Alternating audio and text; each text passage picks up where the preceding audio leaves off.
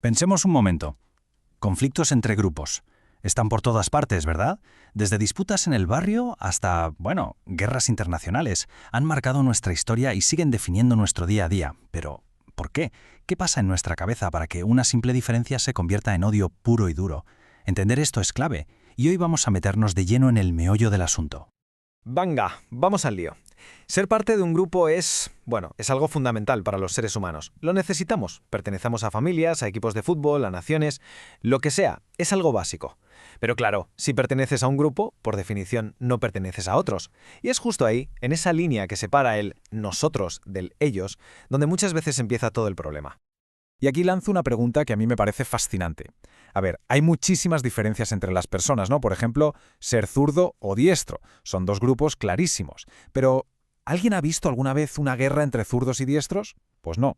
Entonces, ¿por qué algunas diferencias nos llevan a pelearnos a muerte y otras nos dan completamente igual? Esa es la gran pregunta que vamos a intentar responder. Bueno, para que todos hablemos el mismo idioma, pongamos una definición rápida. Los psicólogos sociales lo llaman conflicto intergrupal, que suena muy técnico, pero en el fondo es sencillo. Ocurre cuando dos grupos sienten que sus objetivos chocan. O sea, que para que uno gane, el otro tiene que perder sí o sí. Un juego de suma cero, vamos.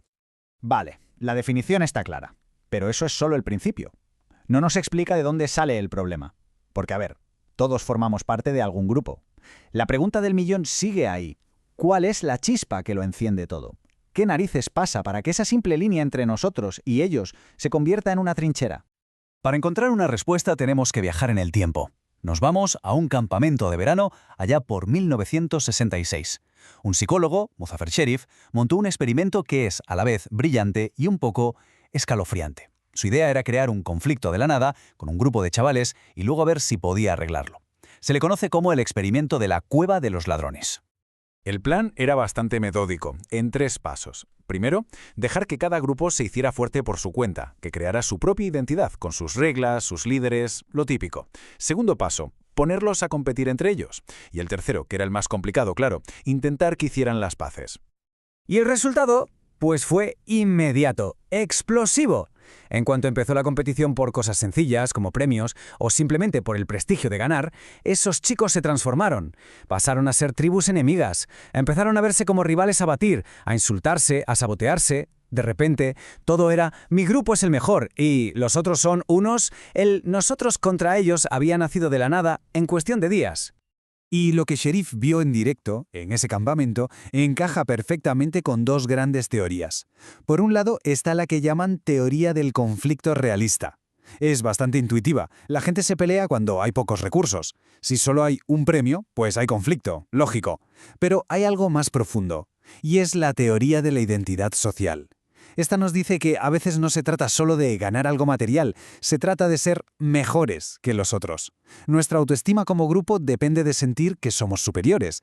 O sea que el conflicto no es solo por cosas tangibles, también es por estatus, por puro orgullo. O sea que Sherif demostró que crear un conflicto es, insultantemente fácil. Pero claro, esa es solo la mitad de la historia. La pregunta del millón, la de verdad importante, es ¿se puede arreglar? ¿Se puede deshacer ese odio? Volvamos al campamento, porque es en la tercera fase del experimento donde está la lección más potente de todas. Y la situación, para que nos hagamos una idea, era malísima. Los dos grupos se odiaban a muerte, de verdad. Los insultos volaban, se hacían trastadas, un desastre. Así que los investigadores tenían un marrón encima. ¿Cómo demonios se apaga ese fuego una vez que ha prendido con tanta fuerza? Y aquí es donde la cosa se pone interesantísima. Porque probaron todo lo que se nos ocurriría a cualquiera, ¿no? Venga, vamos a darles información positiva de los otros. Nada, no funcionó. Bueno, pues vamos a ponerlos a hacer algo divertido juntos, a ver una peli. Tampoco. Y si juntamos a los líderes para que hablen, o si les damos una charla sobre valores morales, nada. Cero. La hostilidad seguía ahí, intacta. La única cosa que funcionó fue algo que Sherif bautizó como metas supraordenadas. Quedémonos con este nombre porque es la clave de todo. ¿En qué consiste? Pues en algo muy inteligente. Crear un problema tan grande que afecte a los dos grupos por igual y que sea imposible de resolver si no trabajan juntos. De repente, cooperar ya no es una opción buenista, es una pura necesidad para sobrevivir. Y eso es exactamente lo que hicieron los investigadores. Por ejemplo, sabotearon el suministro de agua de todo el campamento. ¡Pum! De repente, todos tenían sed, y la única manera de arreglar la avería era que los dos grupos colaboraran. Otro día, el camión que traía la comida se quedó casualmente atascado en el barro. Otra vez, la única forma de sacarlo era que todos empujaran juntos. ¿Y qué pasó? Pues que al tener que currar codo con codo para solucionar problemas comunes, las barreras empezaron a caer, la hostilidad se fue disolviendo y empezaron a verse simplemente como compañeros. La lección del experimento de la cueva de los ladrones es potentísima, de verdad. Pero, seamos sinceros, el mundo real no es un campamento de verano. Es todo mucho, mucho más complicado. A ver, los conflictos de verdad no duran un par de semanas. A veces duran generaciones enteras. Y no se lucha por una medalla o un trofeo. Se lucha por tierra, por historia, a veces por la pura supervivencia. Y aquí es cuando entramos en un terreno mucho más oscuro, el de los llamados conflictos intratables. Y el ejemplo que siempre sale, el que define esta categoría, como bien señala el psicólogo social Daniel Bartal, es el conflicto israelí-palestino. Hablamos de un conflicto que se ha ido pasando de padres a hijos, de abuelos a nietos, donde la historia que se cuenta cada bando es una parte fundamental de lo que son, de su identidad. Estos conflictos intratables tienen rasgos muy claros. Primero, duran muchísimo, generaciones. Segundo, suelen ser violentos. Tercero, cada bando lo ve como una lucha de suma cero, a vida o muerte. Y sobre todo se convierten en algo central en la vida y la identidad de la gente. Pero lo más importante, y esto es clave, es que se apoyan en toda una estructura de creencias sociales. La creencia de que nuestra causa es justa, nosotros somos las víctimas, la importancia del patriotismo y, por supuesto, la idea de que el enemigo es malo. Son estas ideas las que le dan sentido a todo y motivan a la gente a seguir luchando. Y esto nos deja con una idea final. Una idea bastante provocadora, la verdad.